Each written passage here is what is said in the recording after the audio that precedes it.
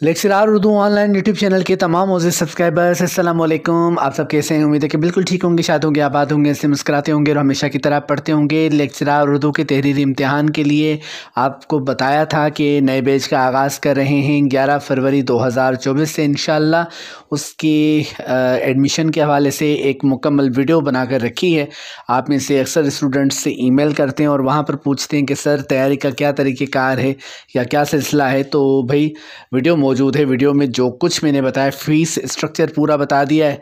उसके अलावा आपको तमाम तर तफसीलात दाखिला के हवाले से कैसे पढ़ाया जाएगा, क्या क्या पढ़ाया जाएगा, तरतीब क्या होगी, जो मालूमात हम डिस्कस करेंगे आपस में। पढ़ने के हवाले से क्या क्या हिस्से हम कवर करेंगे, वो तमाम चीज़ें मैंने उस वीडियो में मुकम्मल तौर पर बयान कर दी। इवन यहाँ तक बयान किया है कि आपकी फ़ीस जो है वो 10,000 है और 9,000 सिर्फ़ उनके लिए है जो 5 फरवरी तक दाखिला लेंगे। 5 फरवरी तक जिन्होंने भी फ़ीस सबमिट करवाई उनसे 9,000 फ़ीस ली जाएगी। और 5 फरवरी के बाद रात 12 बजे के बाद भी अगर किसी ने सबमिट करवाई फ़ीस तो ज़ाहिर है कि वो 9,000 फ़ीस नहीं होगी, वो 10,000 होगी। ये एक छोटा सा पैकेज है, छोटी सी ऑफ़र है उनके लिए जो पहले आते हैं और आखिरी तारीख का इंतज़ार नहीं करते। ठीक है, दुरुस्त सवालात कीजिए एडमिशन के हवाले से ईमेल में आकर।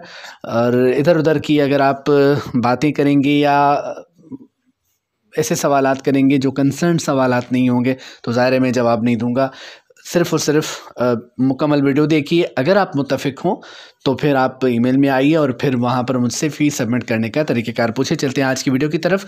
और जी, वीडियो अपलोड ना करने का एक सबब तो ये था कि स्टूडेंट्स का दाखिला हो रहा है और उस हवाले से मसरूफ़ियत है। दूसरा सबब क्या है? दूसरा सबब ये है कि बारिश यहाँ पर बहुत ज़्यादा हुई, तो बारिश के हवाले से भी डिस्टर्बेंस रही। इंटरनेट की कमियाबी आपको मालूम है क्या मामला है हमारे यहाँ, तो बिल्कुल ये भी रहा। और तीसरी अहम बात ये कि जो 11 फरवरी से पेड ग्रुप शुरू हो रहा है उसकी तैयारी में उनके लिए मुख्तलिफ़ किताबों को देखना और चीज़ों को जमा करना, वो पूरा सिलसिला चल रहा है। नोट्स बनाना, ये तमाम चीज़ों को अपडेट करना, देखना, ये तमाम चीज़ें चल रही हैं। तो ज़ाहिर है कि अब थोड़ा सा यहाँ पर चैनल के हवाले से थोड़ा सा इशू ये होगा कि रोज़ाना न सही 2-2 दिन बाद, 1 दिन बाद, 3 दिन बाद हो सकता है ये गैप आ जाए। तो उसके लिए पेश की माज़रत। आप सब सलामत रहें। मैं कोशिश करूँगा क्योंकि इस चैनल पर आपके लिए वीडियोस पेश करता रहूँ। ये टेस्ट नंबर 25 है जिसका पार्ट 1 आज अपलोड किया जा रहा है और कल इंशाल्लाह पार्ट 2 हम अपलोड करेंगे। कल ना कर सके तो फिर उससे अगले दिन करेंगे, लेकिन करेंगे। ठीक है, 25 टेस्ट यहाँ पर हम अपलोड करेंगे।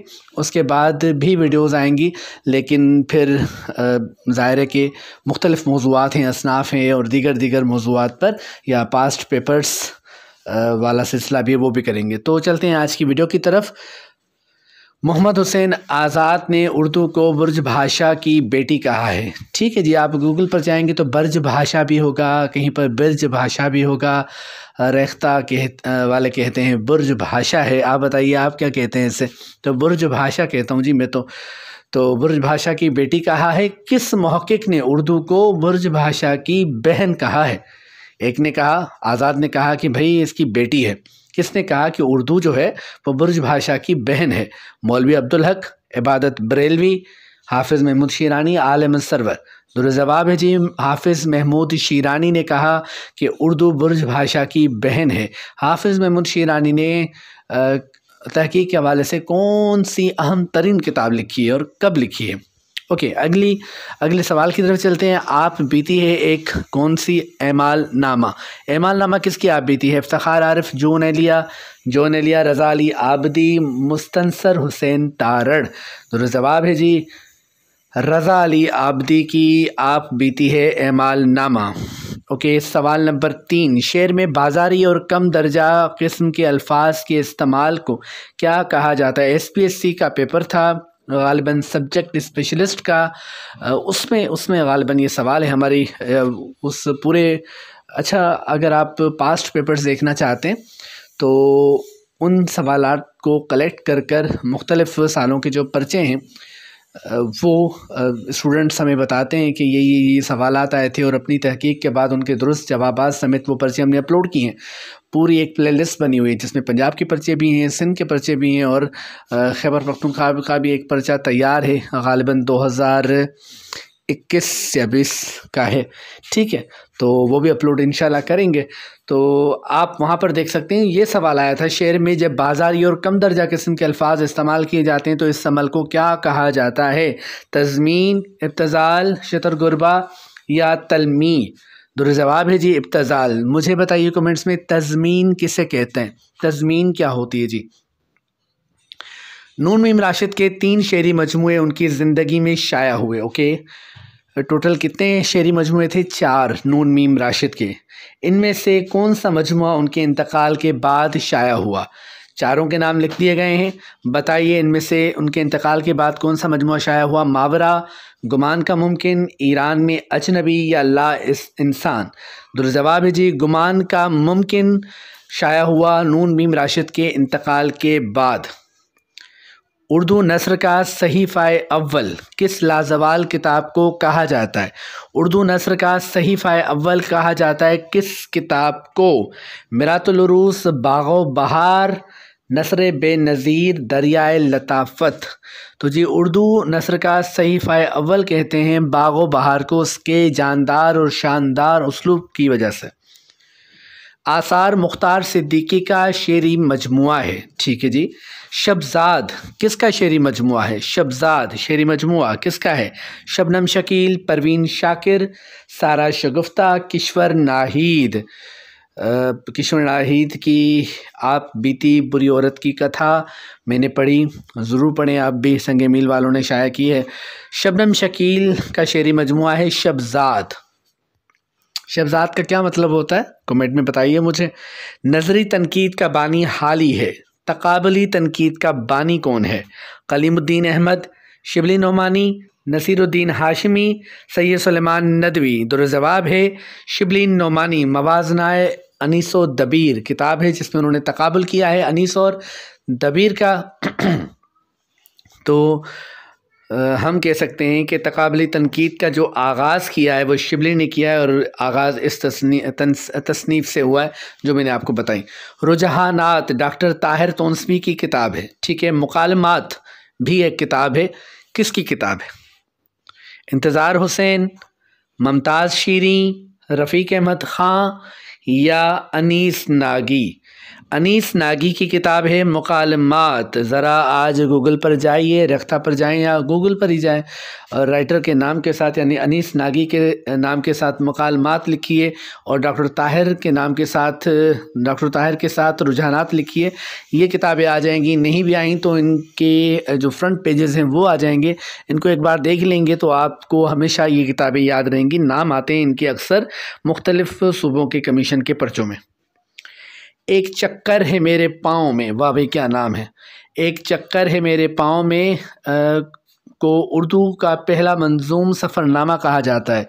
मंजूम सफ़रनामा क्या होता है जी? सफ़रनामा नसरी सिन्फ़ है, लेकिन कोई शख्स अगर शेरी सूरत में सफ़रनामा लिखे तो हम कहेंगे ये मंजूम सफ़रनामा है। ये किसने लिखा? अख्तर शीरानी, यूनिस मतीन, हफीज़ जालंधरी या कतील शिफाई ने? दुरुस्त जवाब है जी यूनिस मतीन ने लिखा। आप ये करें कि अख्तर शीरानी का कोई शेर लिखें कमेंट में। ओ देश से आने वाले बता किस हाल में है याराने वतन। ये पूरी नज़म सिलेबस का हिस्सा भी रही है और बड़ी खूबसूरत और बड़ी बड़ी प्यारी, और इसमें एक जो माजी का अक्स मौजूद है वो क्या कहने उस अक्स के। किस नामवर अदीब ने करीब 1 लाख खतूत लिखे? 1 लाख खतूत, ये तादाद देखिए आप। आज के तो उस दिन में क्लास में पढ़ा रहा था तो मैंने स्टूडेंट्स, बल्कि स्टूडेंट्स ने हम गालिब के खतूत के हवाले से बात कर रहे थे जब नए जो गालिब का नया स्टाइल था इस हवाले से बात हो रही थी। फिर मौलाना अबुल कलाम आज़ाद की बात निकली, वहाँ से ख्वाजा हसन निज़ामी की बात आई, फिर अल्लामा इकबाल के खतूत की बात आई। तो जब बात हो रही थी तो स्टूडेंट्स ने कहा कि सर आजकल ख़त की क्या वैल्यू है?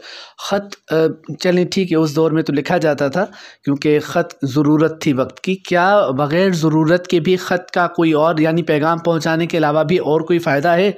मैंने कहा क्या बात कर रहे हैं आप, जो ख़त का फ़ायदा है वो किसी मोबाइल का फ़ायदा नहीं है, वो लैपटॉप का वैसा यूजेज नहीं हो सकता। और ईमेल जो जदीद बरकी ख़त आप जैसे कह सकते हैं उसका वो फ़ायदा नहीं हो सकता। तो इस पर एक खतूत के हवाले से हम एक वीडियो बनाएंगे, उसमें तफसील से बात करेंगे। आज हमारा मौजू नहीं है, लेकिन आप कमेंट में मुझे ये बताइए, सवाल कर रहा हूँ मैं आपसे ताकि देखूँ कि आप यहाँ तक पहुँचे हैं वीडियो में। और सोचने की सलाहियत अल्हम्दुलिल्लाह आप सबके पास मौजूद है, आप सब बहुत ज़हीन हैं।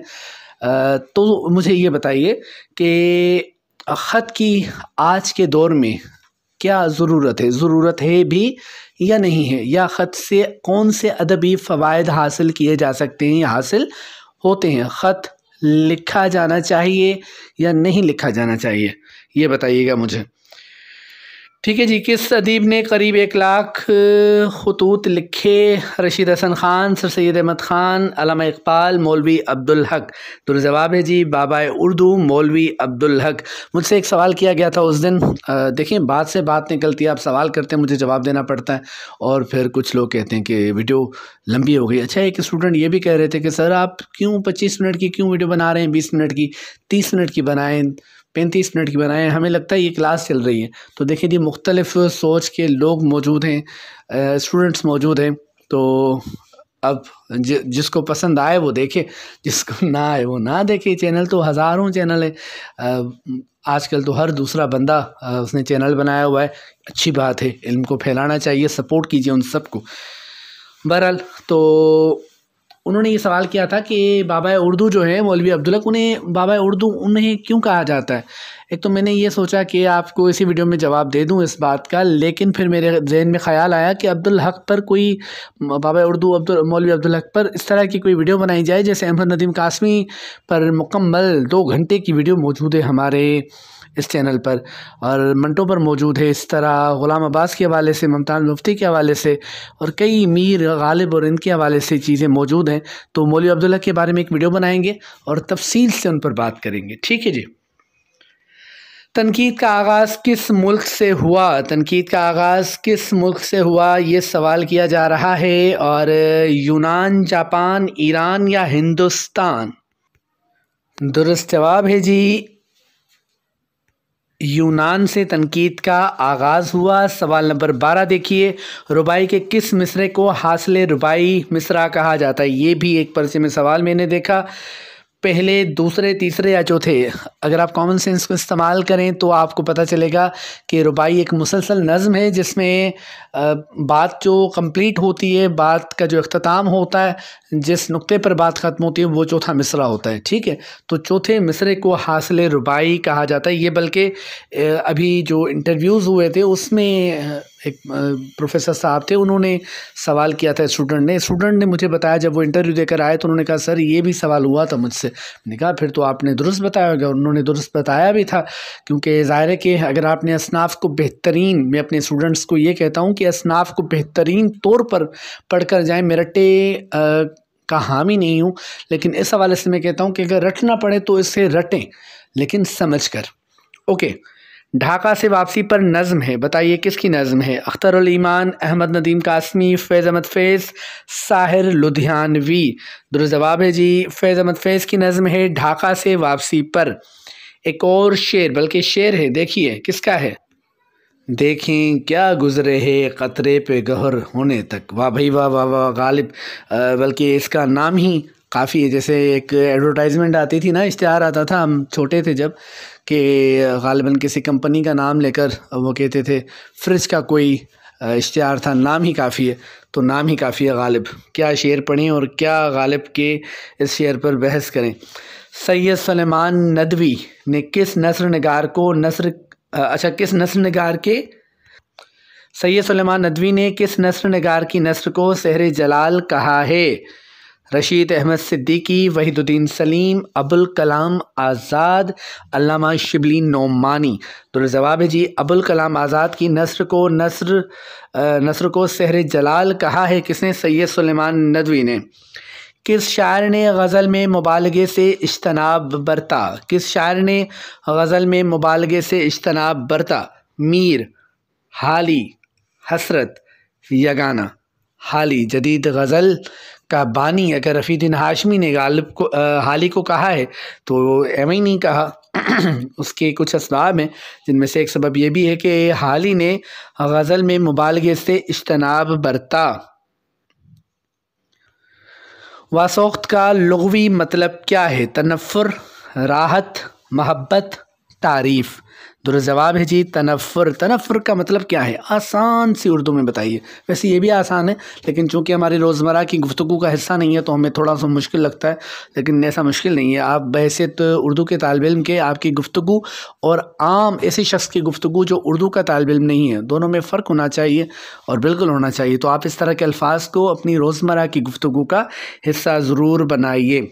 किस शायर ने बएतबारे तादाद सबसे ज़्यादा कसीदे लिखे? तादाद के हवाले से ज़्यादा कसीदे किसने लिखे? सौदा, ज़ौक़, गालिब या मोमिन?